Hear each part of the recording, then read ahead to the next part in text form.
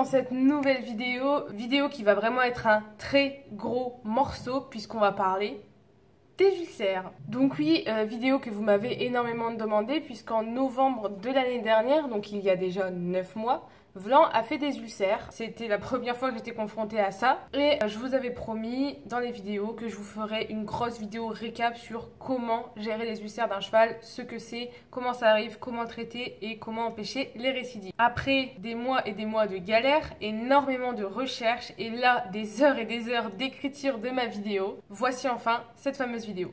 Première chose, je suis sur mon bureau, là, il y a mon écran d'ordinateur derrière, donc si de temps en temps vous me voyez regarder derrière, c'est parce qu'il va falloir que je lise de temps en temps, donc j'en suis désolée par avance. Je vous mets un petit plan de cette vidéo pour pas que vous soyez perdus. Donc on va commencer par un point physiologique, puis on va parler des origines de cette maladie, des signes cliniques, du traitement, et enfin de la prévention. Pour ceux qui ne me connaissent pas ou qui ne me connaissaient pas encore à ce moment-là, quand Vlan a fait ses ulcères, je vous ai tout vlogué, donc j'ai 3 vlogs sur la chaîne qui sont disponibles, où vous pouvez suivre en fait plus ou moins en temps réel comment on a vécu l'aventure. C'était très difficile émotionnellement, mais vous pouvez suivre ça, il y a beaucoup d'images intéressantes. Donc vu qu'on est sur une vidéo scientifique, c'est important de citer ses sources. Je ne peux pas vous citer toutes mes sources puisque j'ai lu énormément de bibliographies, d'articles scientifiques, souvent en anglais, sur les ulcères des chevaux. Je vous conseille d'en faire de même, mais j'ai trouvé un article qui était très bien parce qu'il était à la fois complet et très bien vulgarisé. C'était l'article de Reverdy, je vous le mets dans les sources, dans la barre d'infos. D'ailleurs, je leur ai piqué beaucoup de leurs figures que je vais utiliser dans cette vidéo pour vous illustrer ça, puisque je les ai trouvées très bien faites. Donc voilà, j'essaierai de vous mettre aussi en barre d'infos encore de la bibliographie que j'ai sauvegardée, que j'ai encore là, si jamais ça vous intéresse. Bon, et bien on va s'attaquer au gros morceau. C'est parti. On commence avec le point physiopathologie. Donc déjà, on parle d'ulcère d'estomac, donc on est dans le système digestif du cheval. Vous voyez où l'estomac se situe sur le cheval environ. Alors il faut savoir que l'estomac du cheval est divisé en 2 parties. Il y a la partie non glandulaire, dite aussi partie squameuse, qui est rose pâle à blanche et qui est en général assez fragile, c'est la partie haute. Et en bas, il y a la partie glandulaire. Elle est plutôt rose foncé et elle est appelée ainsi puisque c'est au niveau de cette partie-là qu'on va retrouver toutes les petites glandes qui vont générer plein de choses pour la digestion et notamment l'acide chlorhydrique dit aussi acide gastrique qui va aider à la digestion. Cette paroi est différente de la paroi squameuse puisqu'elle est renforcée en quelque sorte, elle est faite pour résister à une grosse acidité. L'acide gastrique, du coup, est nécessaire à la digestion des aliments. Nous aussi, on en produit et c'est normal d'en produire. Mais dans certaines conditions, il va devenir nocif et provoquer des brûlures d'estomac ou carrément des ulcères. C'est notamment le cas quand il est produit en trop grande quantité. La pathologie, les ulcères gastriques, je vais vous en lire la définition. Un ulcère gastrique se définit comme une destruction plus ou moins profonde de la muqueuse de l'estomac appelée érosion. Les ulcères gastriques chez le cheval sont très douloureux et peuvent engendrer l'apparition de coliques. Les chevaux de tout âge et de toute race peuvent être atteints par cette pathologie, mais le risque est bien plus important chez les chevaux de sport et de course. Selon du coup les statistiques, 67% des chevaux dits de sport vivant au box sont touchés par les ulcères, même si parfois c'est très léger et ça ne se voit pas. Et 90% des chevaux de course sont touchés par les ulcères. Il y a ulcère quand l'acide gastrique est produit en trop grande quantité et quand la partie squameuse de l'estomac n'est pas protégée par le bol alimentaire. Le cheval a l'estomac vide ou quasi vide de nourriture, mais plein d'acide. Et là, soit le niveau de l'acide est trop haut parce qu'il y en a vraiment trop, soit le cheval se déplace et ça va éclabousser, soit le cheval contracte ses abdominaux, ça va resserrer le bas de l'estomac et ça va remonter sur la partie haute. Dans tous les cas, l'acide va attaquer la partie haute de l'estomac. Et c'est là qu'on peut provoquer des ulcères. Les ulcères sont classés en 4 catégories, 4 grades de gravité que vous voyez sur cette figure. Donc 0, pas d'ulcère, 1, léger ulcère on va dire, 2, il commence à y avoir des petites lésions, 3, grosses lésions sévères et 4, lésions étendues et même parfois perforation. Il faut savoir que les ulcères peuvent mener à une perforation totale de l'estomac et donc déjà à des écoulements de sang ou carrément à la mort.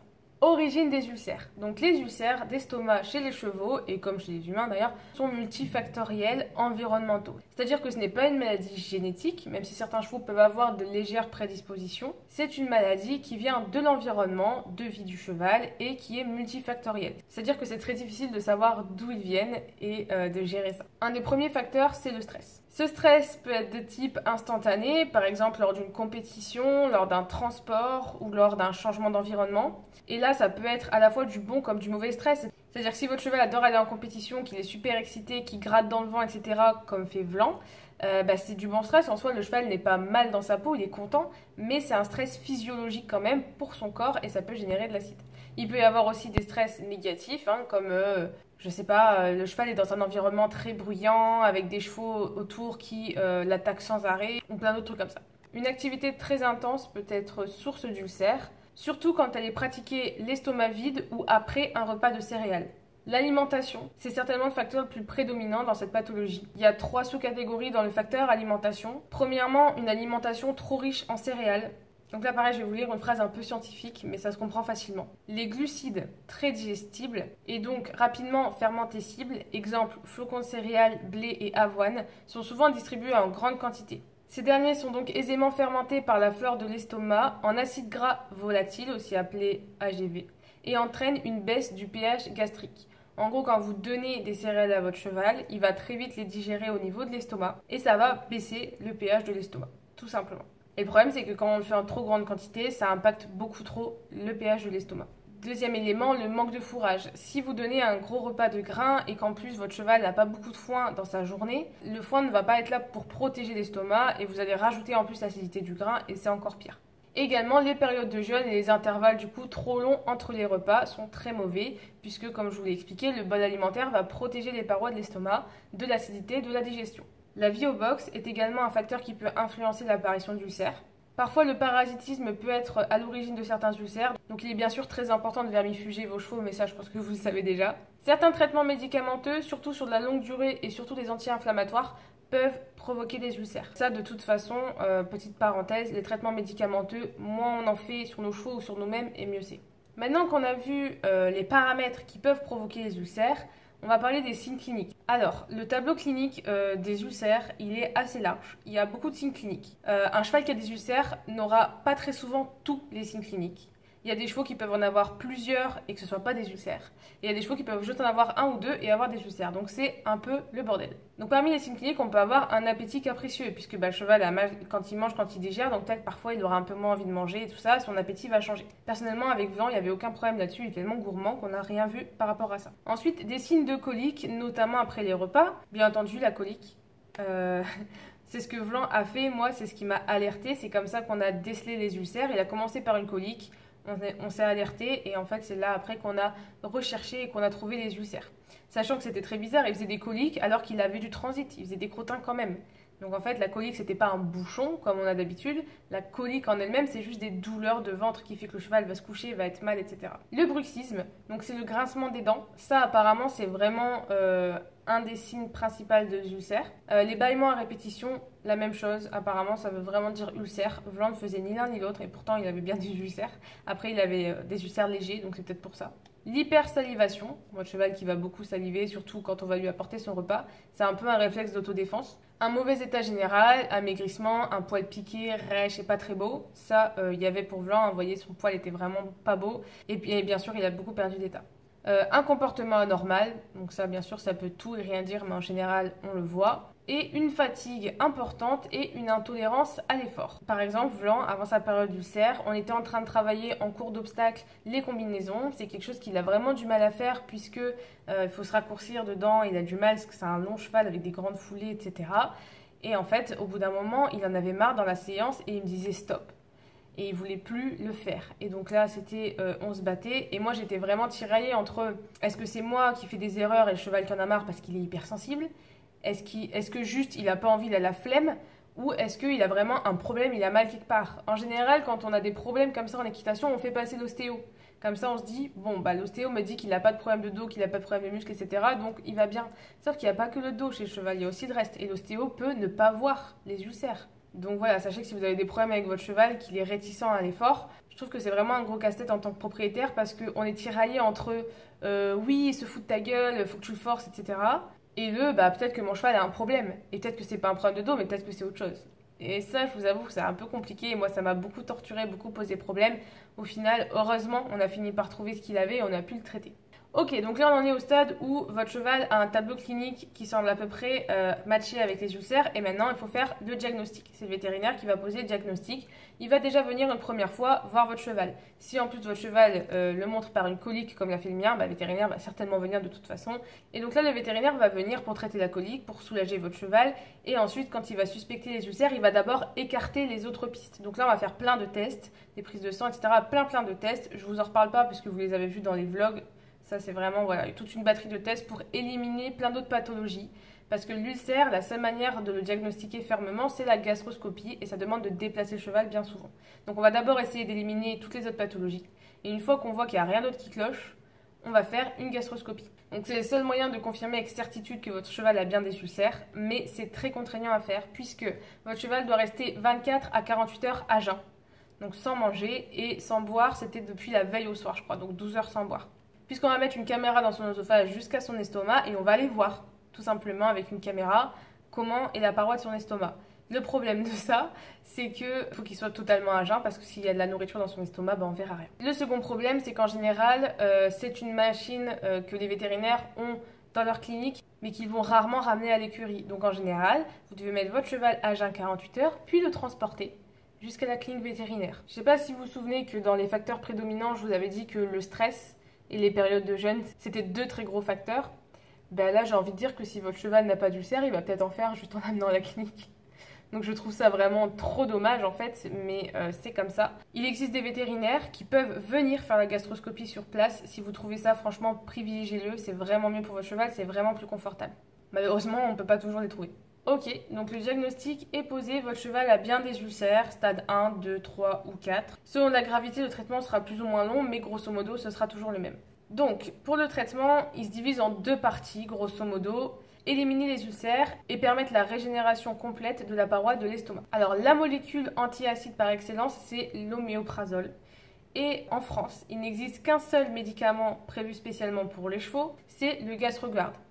Le GastroGuard, c'est certainement ce que votre vétérinaire va vous prescrire s'il détecte des ulcères chez votre cheval. Le problème, c'est que le GastroGuard, ça coûte très cher, comme vous pouvez le voir ici. On est sur du 27,70 € la seringue de 10 ml. Oh oui, c'est très cher, sachant qu'il vous faudra au moins une seringue par jour, pendant au moins un mois. Je vous laisse faire les calculs, c'est une belle fortune. J'ai ici un énorme dupe à vous proposer, c'est l'Equinor. L'Equinor, c'est juste pas français il me semble, et c'est exactement la même chose. C'est la même composition, tout pareil. C'est également fait pour les chevaux, mais c'est juste pas fait en France. C'est Laure de l'Instagram Lou et tout que je vous mets ici, qui me l'a conseillé, puisque quand Vlan a fait ses ulcères, j'étais en panique, je savais pas du tout. J'ai regardé sur YouTube, je trouvais rien. Je regardais un peu sur des blogs et tout, mais je galérais, j'étais dans la panique.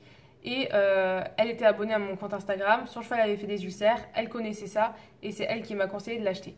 C'est tout simplement 2 fois moins cher. Vous faites vraiment des économies de ouf grâce à Laure, merci à toi, franchement. Meilleur dupe, là, au moins 300 € d'économie. Si vous ne voulez pas passer par des médicaments spécialement conçus pour les chevaux et que vous voulez faire encore plus d'économies, vous pouvez utiliser des médicaments prévus pour les porcs. Puisque l'élevage de cochons, c'est souvent très intense, souvent de très mauvaises conditions, très stressantes, et la plupart des animaux font beaucoup d'ulcères. Et du coup, ils donnent en préventif plein de médicaments pour pas que l'animal meure avant qu'on puisse le manger, tout simplement.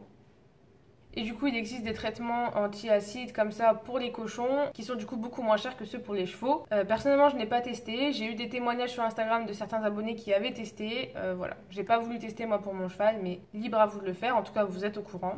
Et sinon, si vous voulez un traitement plus naturel, il y a l'aloe vera. J'ai lu plusieurs études vétérinaires qui ont utilisé l'aloe vera pour traiter les ulcères, notamment sur des chevaux de course. Si je la retrouve, l'étude, je vous la mettrai en barre d'infos. L'aloe vera a l'air un tout petit peu moins efficace, donc souvent il faut faire des traitements un peu plus longs. Mais est-ce que c'est grave? Je ne pense pas, parce que de toute façon c'est beaucoup moins cher. Si vous utilisez l'aloe vera, il est conseillé de l'utiliser en pulpe ou en gel, mais pas en jus, parce que le jus va trop vite passer dans l'intestin. Et si vous utilisez l'aloe vera aussi, je vous déconseille, mais bon ça c'est vraiment que mon avis, d'acheter en fait des marques d'aloe vera faites exprès pour les chevaux. Là je sais plus comment s'appelle la marque. Les personnes qui vendent ça peuvent être très gentilles, etc. Mais en fait, ça apporte pas grand chose de plus. C'est l'aloe vera le principe actif, et du coup que ce soit spécial cheval, ça change pas grand chose, ça vous apporte pas grand chose à part que c'est beaucoup plus cher. De toute façon, j'ai l'impression que dès que c'est un truc spécialement conçu pour les chevaux, c'est une bonne excuse pour le mettre 4 fois plus cher. Je ne comprends pas trop pourquoi, mais voilà. Ensuite, pour la durée du traitement, ça va être à définir avec votre vétérinaire selon la gravité des ulcères de votre cheval. Moi, il me semble que j'étais sur un mois et demi, à raison d'une seringue par jour, puis d'une seringue tous les 2 jours, pour des ulcères de stade 1-2. Une fois que les ulcères sont traités, il est conseillé d'aider l'estomac à se régénérer convenablement. Et là, les vétérinaires vont certainement vous conseiller le Gastricalm. Pareil, le Gastricalm, c'est fait pour les chevaux, donc c'est super cher.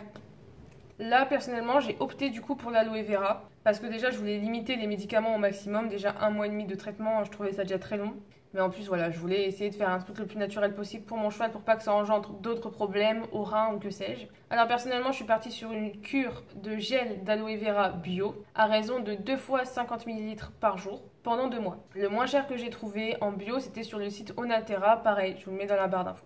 Pendant la période du traitement de votre cheval, donc la première phase du traitement, il est recommandé de laisser votre cheval au repos ou en demi-repos, c'est-à-dire de faire un travail très léger. Personnellement, je faisais d'abord des balades en main, puis des balades au pas monté, et ensuite un tout petit peu de longe, un tout petit peu de monte, mais vraiment un peu trop en extension d'encolure et c'est tout. Ça peut être long, ça peut être chiant, mais de toute façon, votre cheval sera fatigué et plus vous allez le laisser tranquille et plus il va vite s'en remettre. Et en plus, c'est l'occasion de faire un peu de travail à pied, de créer une autre connexion avec lui et d'explorer d'autres choses. Pour confirmer véritablement médicalement la fin des ulcères, vous pouvez faire une gastroscopie de contrôle et votre vétérinaire vous le proposera.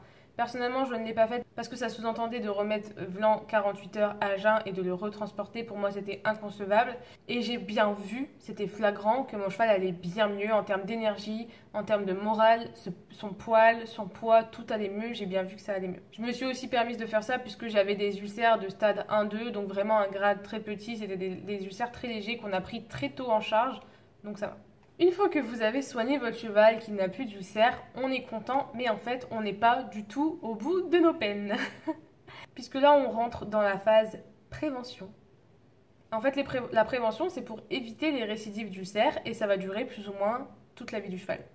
Mon vétérinaire m'a conseillé d'être très attentif sur la prévention sur au moins les 3 premières années, puisque c'est là où le cheval a le plus de chances de refaire des ulcères. Et ensuite, peut-être qu'on peut baisser un peu la prévention au fur et à mesure du temps, mais ça, c'est à voir avec votre cheval.